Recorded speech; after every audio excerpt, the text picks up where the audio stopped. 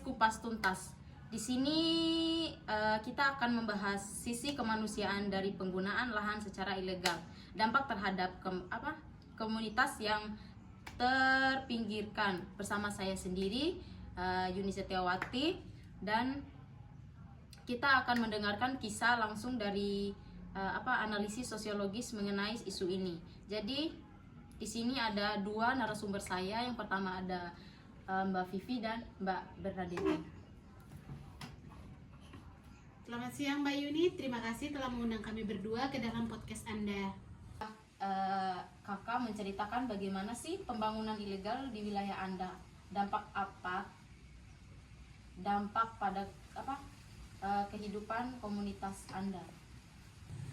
Baik, jadi dulu kami hidup di sana bertahun-tahun, lalu tiba-tiba datang alat berat yang meratakan lahan kami di sana. Akhirnya kami kehilangan mata pencarian, rumah kami dan komunitas kami menjadi terpecah belah.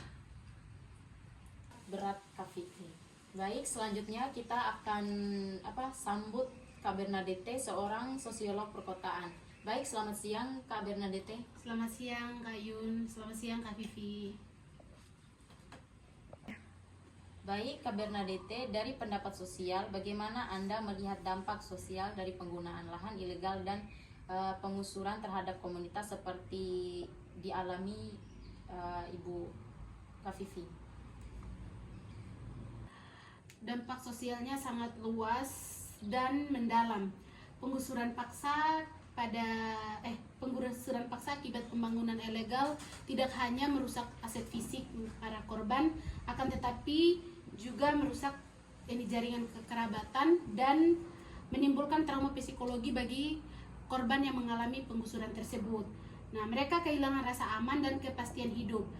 Lebih jauhnya lagi, para korban ini bisa memicu ketidakpercayaan terhadap pemerintah dan menimbulkan perasaan konflik yang berkelanjutan. Kak Vivi, apa sih harapan Anda pada terkait situasi yang Anda alami dan komunitas Anda? Kami hanya ingin minta keadilan kami, Mas. Kami ingin hak-hak kami diakui oleh pemerintah dan dipulihkan lagi. Jadi tidak hanya asal menggusur, jadi memberikan solusi dan dampak alternatifnya bagaimana. Kami juga berharap kejadian ini tidak terulang lagi oleh komunitas-komunitas lainnya. Baik, selanjutnya Kak Bernadette, apa yang bisa dilakukan untuk meminimalkan dampak sosial negatif dari penertiban penggunaan lahan ilegal tersebut?